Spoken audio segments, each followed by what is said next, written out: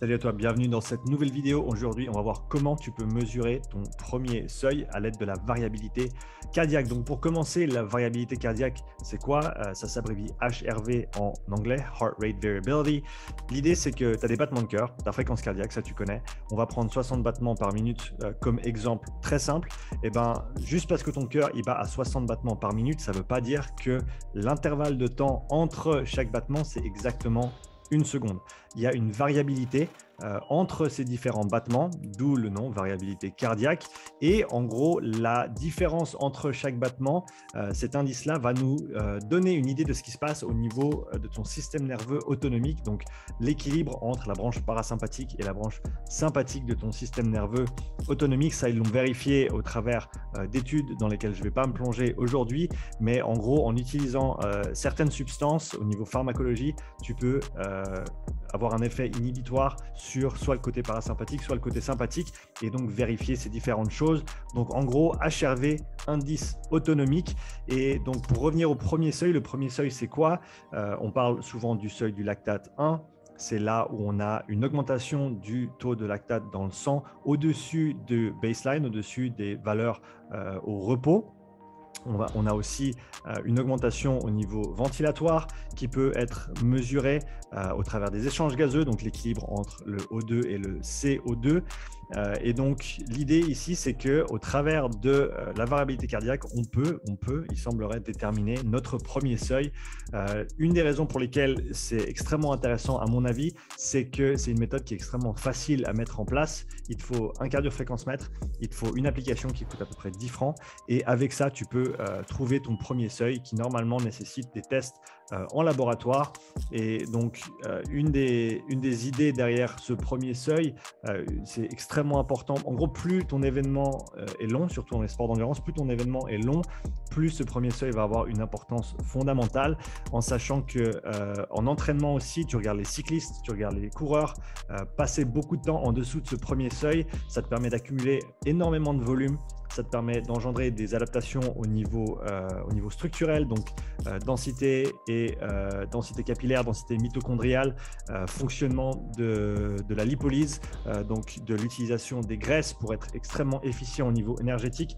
Tous ces processus-là se passent en dessous du premier seuil, donc c'est important de connaître ce seuil. Et pour la petite parenthèse par rapport à ce que je disais avant, ton indice autonomique, en sachant qu'en dessous de ton premier seuil, tu vas avoir une dominante parasympathique et que cette dominante parasympathique va se mettre en retrait en fait une fois que tu dépasses ce premier seuil pour avoir une dominante sympathique, d'où l'augmentation de la fréquence cardiaque, d'où l'augmentation des recrutements des différentes fibres rapides également. C'est une des raisons pour lesquelles les cyclistes, les coureurs d'endurance passent autant de temps en dessous de ce premier seuil. C'est parce qu'en gros, tu peux accumuler énormément de volume de travail avec un coût au niveau fatigue et au niveau nerveux qui est extrêmement bas.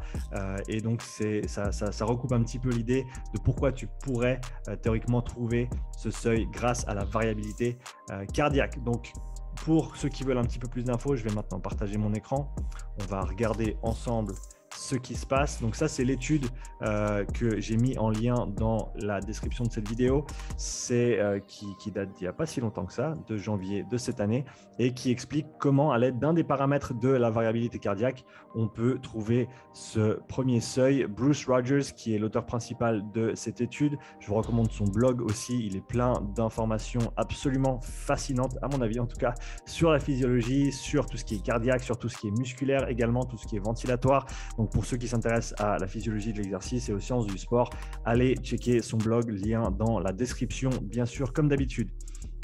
Ici, on voit un terme qui ressort DFA alpha 1. C'est le paramètre qu'on va analyser pour trouver ce premier seuil, en sachant que la variabilité cardiaque, je parlais du RR avant, donc l'intervalle de temps entre chaque battement.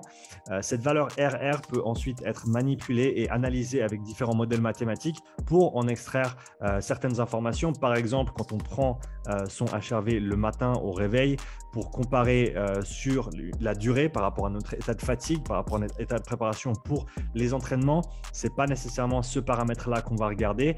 Il y a, comme j'ai dit avant, beaucoup de différents paramètres de variabilité cardiaque, mais là, c'est précisément ce paramètre-là, DFA alpha 1, qui est une propriété fractale, non linéaire, donc c'est un petit peu compliqué. Mais on ne va pas trop s'attarder là-dessus. Il faut juste savoir que le DFA alpha 1, c'est un des paramètres de variabilité cardiaque qui nous permet d'analyser la relation entre la différence qui se trouve entre chaque battement de cœur. Voilà. Donc ensuite, pour aller dans l'aspect absolument pratique de cette vidéo, on va devoir se procurer une application qui s'appelle HRV Logger. Je vais essayer de mettre ça en plein écran, ce sera beaucoup plus chouette. HRV Logger ou HRV Logger, c'est pas suivant comment vous voulez l'appeler. Lien dans la description également. C'est une application qui coûte une dizaine de francs. Je ne suis pas lié d'une manière ou d'une autre à cette application. C'est juste une application que j'ai achetée et que j'utilise, c'est tout. iOS et Android, disponible sur les deux plateformes. Il faut également un bon cardiofréquence-mètre. Je sais que toute la série H, 7, 9 et 10 de Polar marche très très bien. Faut définitivement prioriser des ceintures de fréquence cardiaque plutôt que des capteurs optiques, en sachant que les capteurs optiques marchent bien au repos, mais qu'il y a le problème des artefacts, donc des battements manqués ou des données perdues dans la transmission de données, dans la mesure des données, qui a un gros impact sur la variabilité cardiaque. Et donc, on veut un taux d'artefact en dessous de 5% pour avoir une valeur qui est correcte. Et donc, encore une fois, utilise une ceinture de fréquence cardiaque plutôt qu'une montre directement, parce que tes mesures seront beaucoup plus précises, surtout quand on est en activité. Donc là, on parle de trouver son seuil pendant une activité, pendant l'exercice dynamique. Donc, il faut quelque chose de précis. Donc, télécharge l'application, ça coûte une dizaine de francs. Le bon cardiofréquence-mètre, ces mesures-là, elles vont être pertinentes, en tout cas sur le vélo, en rameur, sur des exercices qui sont assez stables, en sachant que la course à pied, ça peut introduire des erreurs. Je parlais de ces artefacts de mouvement, donc ça peut causer certains problèmes, il faut en être conscient. Donc checkez bien le pourcentage d'artefacts qui est enregistré avant d'interpréter ces données et d'en tirer de trop grandes conclusions. Je sais qu'il y a beaucoup de progrès qui sont faits à l'heure actuelle sur la vitesse de mesure des cardiofréquence-mètres, donc ces choses vont gentiment se mettre à jour et ce sera accessible à tous. Et donc pour l'instant, prioriser ce genre de test ou ce genre de séance sur un vélo ou sur un rameur. Une fois qu'on est dans l'application, on veut aller dans les paramètres. On voit ici en bas à droite les paramètres. On veut mettre le Features Computation Window sur 2 minutes. On veut mettre le RR Intervals Correction sur le mode Workout. On va ensuite connecter notre ceinture Polar, idéalement par Bluetooth, et on va ensuite enregistrer avec le petit bouton rouge. Une fois qu'on a terminé, on appuie sur le petit bouton noir, on donne un nom à notre enregistrement. Ensuite, très simplement, on va exporter ces données via ce petit bouton ici. On va pouvoir exporter nos données vers Dropbox, donc il faut simplement avoir un compte Dropbox et exporter ces données-là. Ensuite, on va sortir et on va voir ce qu'on ressort de cette application. Excusez-moi. Donc, ah oui, je ne l'ai pas précisé, quel type de séance on va vouloir effectuer. Là, on le voit, c'était sur une séance de type 4-1-4. Donc, c'est le format des tests que j'utilise actuellement pour tout ce qui est du bilan ou du profilage physiologique. Donc, 4 minutes de travail, 1 minute de repos avec un départ à des intensités très, très basses. On parle de entre 60 et 80 watts pour commencer sur un vélo avec un échelonnage de 15 à 30 watts suivant le niveau de la personne. J'en parlerai dans une autre vidéo, comment bien calibrer ces tests-là. Mais en gros, on peut faire ça sur un effort continu ou sur un effort progressif. L'idée, c'est d'avoir assez de données pour ensuite les interpréter. Donc, on a exporté nos données de cette séance qu'on a effectuée. On en ressort avec ces 4 fichiers ici que je mets en évidence. On voit qu'on a un fichier avec les événements, un fichier avec les features, un fichier avec la fréquence cardiaque qu'on utilisera comme base pour ensuite synchroniser le DFA alpha 1, et on a le fichier très important RR qui nous montre donc l'intervalle de temps entre chaque battement de cœur qu'on voit ici, ces intervalles en millisecondes. Et donc c'est ce fichier là qu'on va devoir utiliser. Donc maintenant, on a nos fichiers, on a notre fichier RR. Ce qu'on va faire, c'est qu'on va ouvrir un compte avec Runalyze, qui est un service gratuit. On peut payer aussi pour avoir des features un petit peu plus avancées, mais là, en l'occurrence, on va le faire sur la version gratuite. Ce que je vais vouloir faire ici, si je n'ai pas synchronisé une séance au travers de Strava ou autre, ou Polarflow, je crois qu'on peut aussi le faire par ce biais-là.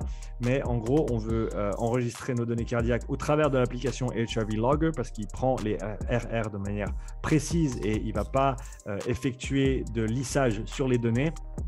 Ensuite, ici, je vais créer une activité manuellement, Manual Activity. Je vais choisir la modalité qui n'est ici pas très importante parce que je ne vais pas ensuite utiliser ce logiciel. En gros, je mets ce que je veux ici. Je vais mettre 1 heure juste pour faire bien. On va sauvegarder l'activité. On a donc une nouvelle activité qui apparaît dans notre calendrier ici en haut à gauche.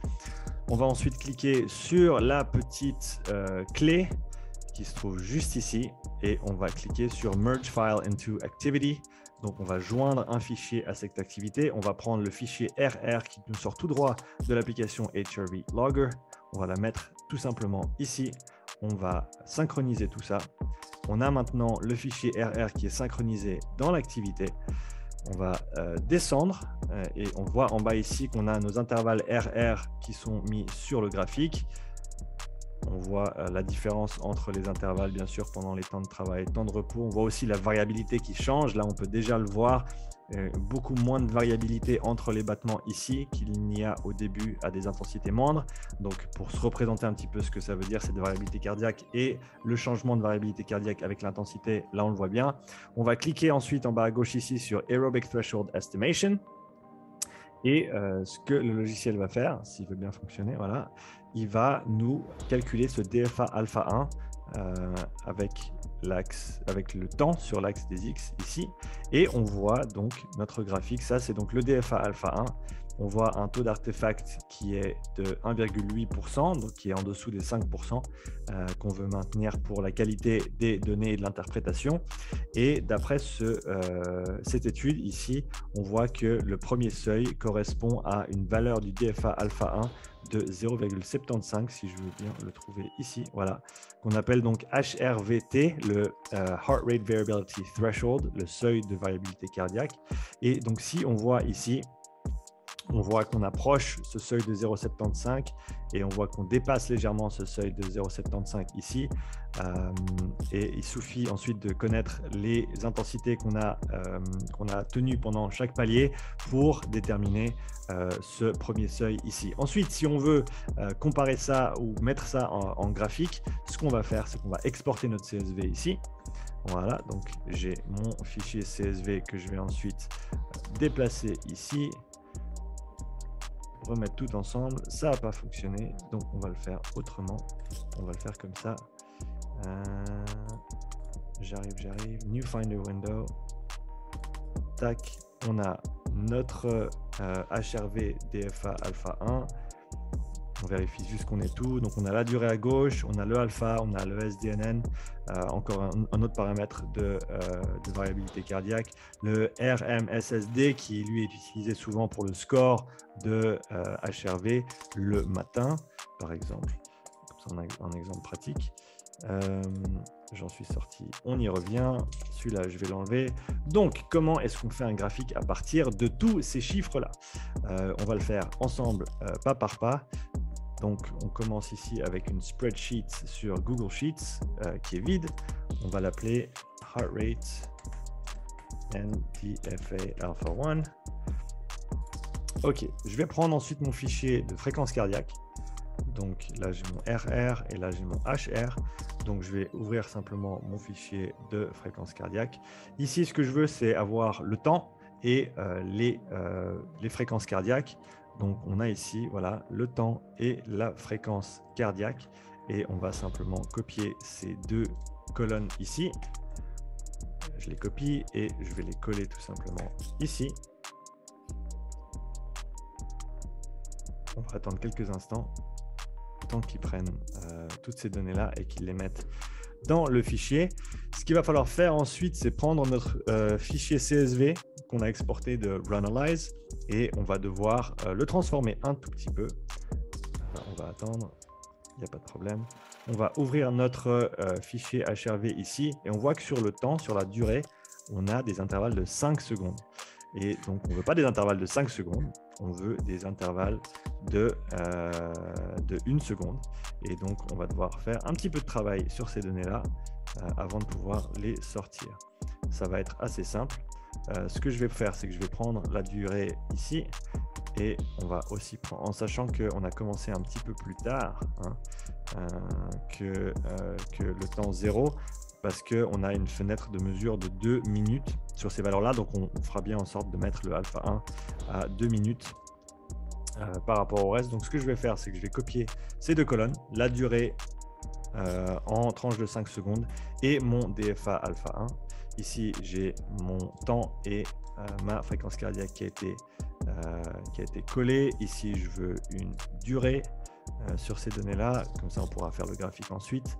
Ici, je vais appeler ça le DFA simplement pour travailler un petit peu ces données avant de pouvoir les synchroniser avec mon temps sur l'autre colonne. Encore une fois, on va attendre quelques instants. Donc, on a ici notre durée et notre alpha. Ce que je peux déjà faire, c'est prendre mon alpha, le mettre ici. Comme ça, je sais où il va se placer ensuite. Et donc, on a ces intervalles de 5 secondes qui ne nous aident pas trop. Donc, ce qu'on va faire simplement, c'est qu'on va copier ces intervalles de temps ici. On va aller jusqu'en bas.